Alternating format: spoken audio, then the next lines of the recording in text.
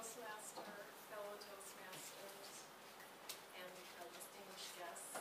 I stand before you today as an anomaly. No, I don't have 12 toes, nor can I tie the stem of a cherry with my tongue.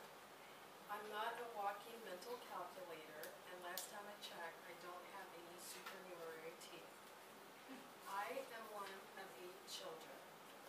An anomaly the year I was born, when the average size family was 3.14 persons, and an anomaly today, where the average size is 2.53. Although some would argue that having a large family places undue stress on the children and parents and can result in economic disadvantages, there are some benefits. My experience taught me 3 valuable skills: cooperation, compromise, and leadership. I was born in Tacoma, Washington, to a native Seattle-like mother and a born and bred Memphis, Tennessean father who fled the apartheid South, American South, for greener pastures up north. Being born into such a large family was at times a challenge. Both my parents worked hard, my father as a truck driver for the state, and my mother as a nurse's aide outside the home, and as an in-home cook, laundress, seamstress, house cleaner, accountant, soothsayer, and child nurse. Needless to say, watching how hard my parents worked instilled in me a strong work ethic and the recognition that I was part of a collective striving toward a common goal. As children, even at a young age, we have weekly chores that had to be completed unless we were sick and bedridden. We realized that things would not go smoothly for anyone if we didn't cooperate. As selfishness is an inherent part of childhood, sharing did not always come easy. Anything that wasn't bolted down was often claimed as one's own. A favorite dining room chair, an Etch-a-Sketch pad, the last remaining scoop of ice cream in the freezer. Fights sometimes broke out, sides were taken, and offenders were ordered to their rooms. Further complicating matters, what if 2 warring siblings shared the same room? Eventually, we learned the art of compromise through trial and error. A chore assignment would be traded for TV privileges, the last of the ice cream, or extra time on the family bikes, of which we actually only had 2. So as children, we discovered that our self-directed development of an equitable system of exchange had another purpose.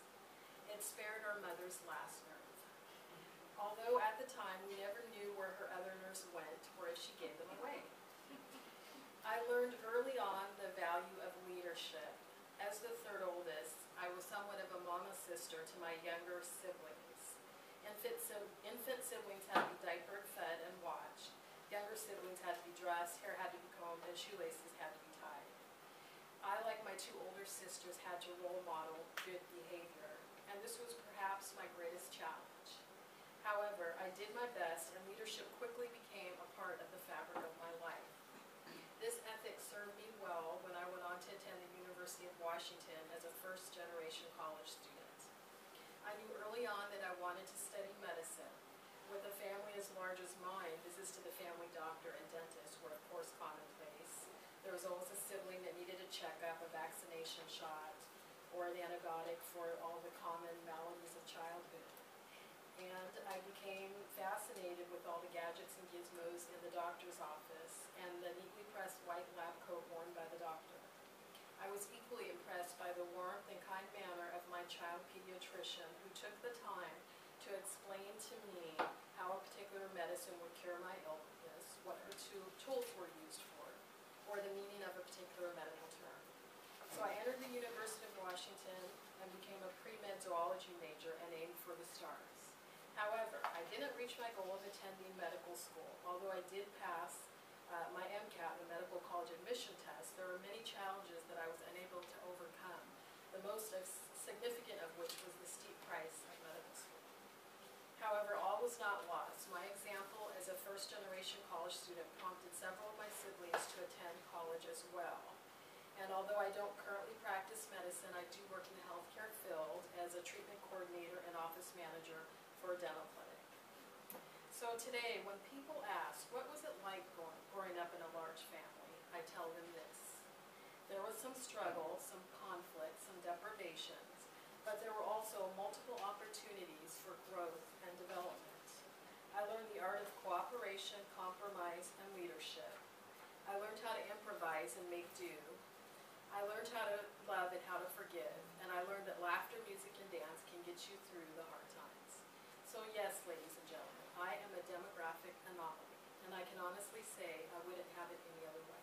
Thank you.